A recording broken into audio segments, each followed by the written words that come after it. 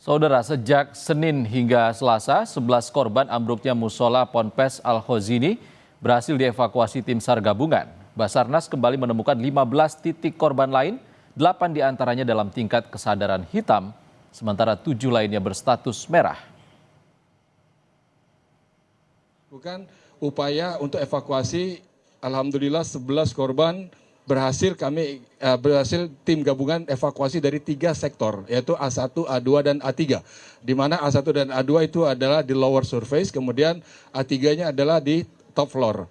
Kemudian yang di top floor sudah clear, tinggal akses di 2. Lalu kemudian dari A2 dan A1 adalah yang paling depan, yang kita masuk permukaan dari arah jalan masuk, itu adalah akses di tempat terdekat untuk bisa masuk ke kolom sebelah. Sementara yang penjuru paling jauh di belakang ini sudah kita tidak diprioritaskan lagi karena penurunan tingkat kesadaran dari merah kemudian berubah menjadi hitam.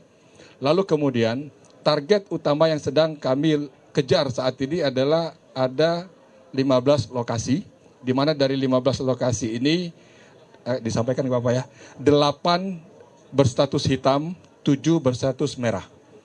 Nah, dengan kondisi ini 6 posisinya ada di kolom sebelah yang kami belum bisa akses secara langsung, artinya kami belum bisa touch langsung ke mereka, kami hanya bisa mendeliver suplemen melalui celah kecil yang ada di main kolom yang ada di tengah, yang menjadi kunci utama dari pola runtuhan pancake.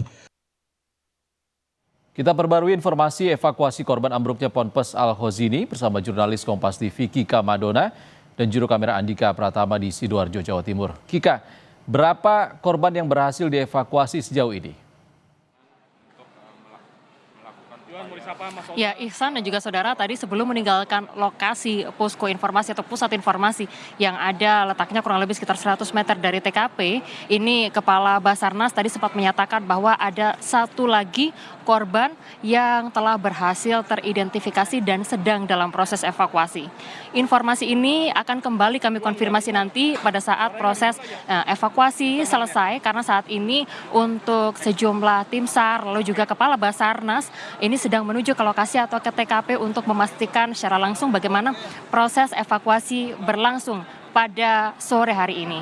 Sementara itu saudara, kalau berdasarkan data yang juga kemudian disampaikan oleh Kepala Basarnas tadi, bahwa saat ini kalau dilihat untuk titik yang juga kemudian sudah ditemukan oleh tim SAR yang juga kemudian bertugas, ini ada total 15 titik yang juga kemudian sudah teridentifikasi.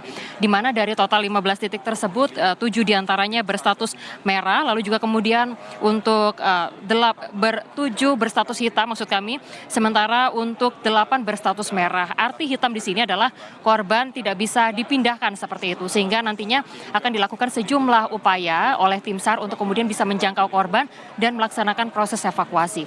Ada sejumlah hal yang juga menjadi tantangan terhadap tim SAR yang juga kemudian saat ini sedang melaksanakan proses evakuasi terhadap korban yang saat ini juga sedang berjalan. Mulai dari kejadian pada hari Senin lalu sampai dengan saat ini proses evakuasi tidak berhenti. Namun kendala masih ada, seperti misalnya potensi bangunan yang juga kemudian runtuh karena memang kondisi struktur bangunan yang ada di lokasi tersebut juga tidak cukup kuat, sehingga nanti dikhawatirkan tidak hanya memperburuk kondisi korban tetapi juga membuat para petugas yang juga kemudian melakukan proses evakuasi ini akan berbahaya bagi mereka, sehingga harus betul-betul dipastikan terlebih dahulu, dan bahkan para tim dari SAR ini juga kemudian membuat akses khusus yang juga kemudian berupa gorong-gorong seperti itu, atau dari tim SAR ini melubangi tanah dengan lebar kurang lebih sekitar 60 cm, di mana lubang ini hanya bisa diakses oleh satu orang saja. Nah, lubang ini kemudian dibuat untuk kemudian menjangkau korban yang saat ini sudah dalam proses atau sudah menunjukkan sinyal-sinyal yang mana untuk bisa untuk segera dilakukan proses evakuasi. Dan saat ini proses evakuasi sekali lagi masih terus berlangsung.